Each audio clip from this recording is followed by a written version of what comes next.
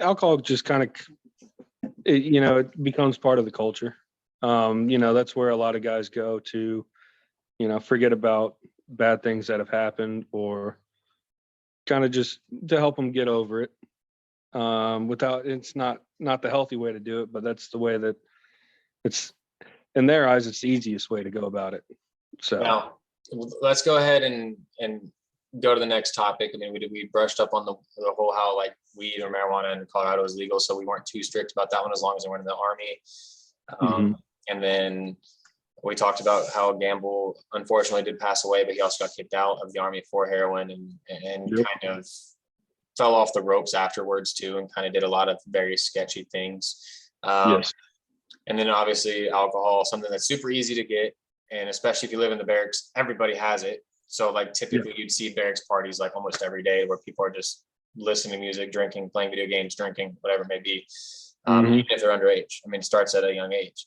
I'll actually will touch up on one other thing on it. I was 18 years old going to the Tilted Kilt in Colorado Springs, and they asked to see my ID. I showed them my military ID, and I started drinking there at 18 years old. They didn't ask for any other ID. They couldn't find the birthday, and they just said, all right, well, you're in the Army, here you go.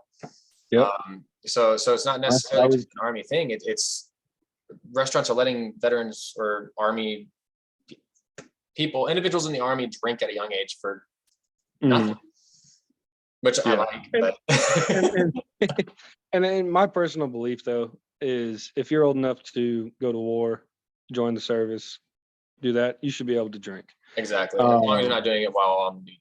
Yeah, you just have to be smart about it. And that's where, it doesn't really transition well over in the military, is nobody's smart about it. I would definitely say that I was an alcoholic. Probably, once you become an alcoholic, you always are. I don't drink nearly as much as I used to while I was in. I was drinking at least a fifth a night of, whiskey, vodka, tequila, whatever it was, whatever I could get my hands on is what we would do. Actually, no, yours was vodka a lot for you, actually, wasn't it? It was vodka a lot. Tito's. Yep, Tito's. I got some Tito's here, but of course you do. Yeah, but it was cheap. It was cheap and got the job done. That's why I did it. And you can mix it with anything, and I know.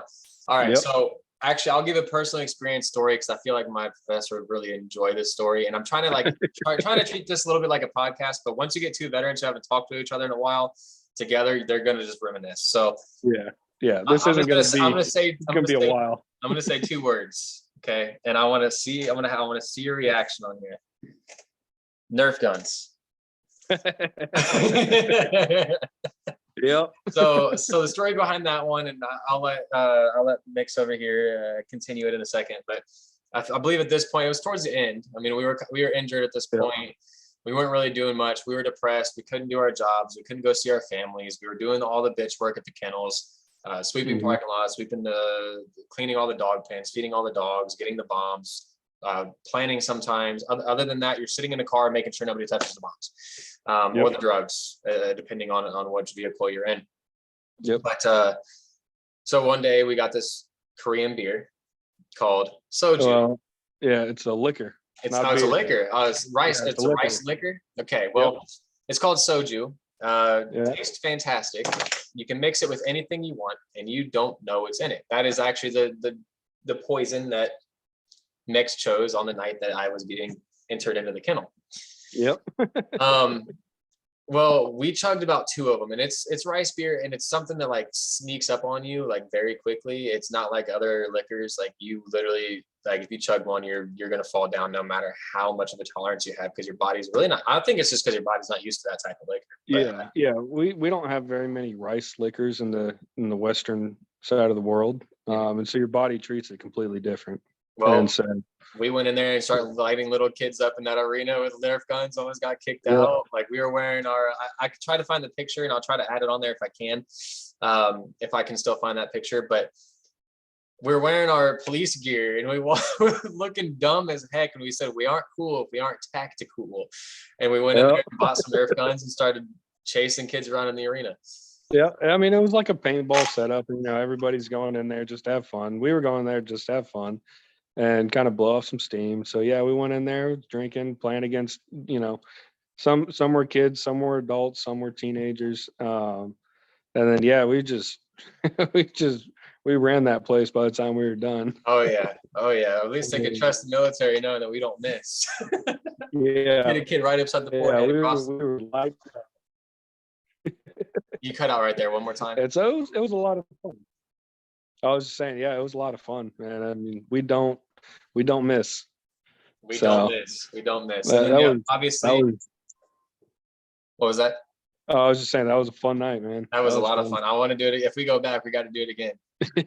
We'll be a little more like tame about it this time, because we don't have as much stress built up. Obviously, we have our own lives and we're doing pretty well individually. But the last thing I'll mention about entertainment purposes, because it said how did people entertain themselves? Obviously, like I said, liquor and that story with the Nerf guns is one thing that I think the Army lacks on is if you don't have a significant other coming into the Army, it's very hard to find a consistent significant other while in the Army, only because one, you have no time to date anyways. Two, you really aren't making that much money to afford that. When you're married, you get BAH, you get more money, you can get a house, you get more room, so on. Not like your ex would call it the Area 51 because it's creeped her out because she was in a fenced-in base, and you have to go through a gate to get in and get access, and then we have to pick them up off post and bring them in, and off base and everything, and bring them in. Like, it's very hard to find somebody to even have relations with, let alone date, right? So after an extended period of time, are you frozen right now? Are you good? No, I'm good. Okay, I don't know if you can hear me. But after an extended period of time, what do the soldiers end up doing, especially around tax season? Strip clubs. Almost every military base outside of the military base is a strip club of some sort. Ours ended up being or 5 of them. Or 5 of them. Yep. Ours ended up being a pretty good one. I mean, sometimes we'd even go to Denver for a whole night to go to a club and then go to a strip club afterwards. Yep. So, I mean, that's just another thing, the way that we entertained ourselves, not because like we're being sexist by any means, but we're lonely. I mean, we're in the Army. Yeah. We are literally only rooming with other guys. Like, we don't have any contact or with a female outside of the military, which I don't know about you. I didn't trust the whole military female situation because it just seemed like they got around a little bit. And I mean, you get sent to different duty stations all the time. You had no idea when you were going to PCS. And PCS meaning you had to pack up all your stuff and go to a different country, different state. You had no idea when it was really happening. And then on top of that, like one wrong move, they can call sharp. And then all of a sudden you have sexual harassment or sexual assault, even though it could have been all consensual. But there were times and things that I've seen to where like somebody would say it was consensual, but then the next thing you know, it wasn't. And it's just like, well, what? As an MP, you'd show up to tons of those calls. All the time. So that's what